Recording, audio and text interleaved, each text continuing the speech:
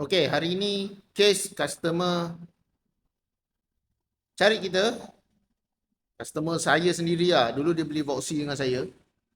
And then dia datang sebab kawan dia nak beli Voxy. Dia kata bajet dalam 130.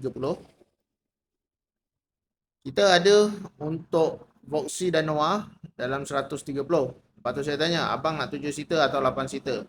Dia kata dia nak 7 seater kalau boleh. Okay, yang kita ada ready stock adalah yang harga bawah 125,000 8 seater. Kalau 7 seater atas 130. Kita ada GR dan juga Kiramiki lah. Lepas tu dia tanya, boleh lah bang bagi gambar. Kita dah settle lagi gambar. Dia kata nanti dia tengok kawan dia macam mana. Lalu kita menyuntikkan enzim racun di hati customer dengan kita kata, bang, pujuk customer, kawan abang tu, angkat model baru je bang. Customer saya, dia mula-mula nak beli GRS, sekali dia test drive yang model baru, terus jatuh cinta bang dengan model baru. Itu ayat kita lah.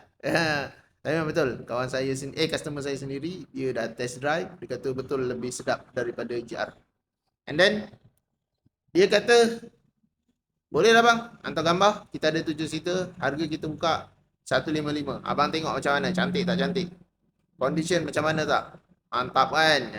Kita pun tunjuk gambar siap semua. Lepas tu dia kata, oh betul-betul bagus lah, harga murah. Yang ni barang original SG 2022 tapi hampir fully loaded lah kira. Dia accessory bukan fully loaded aftermarket tau. Dia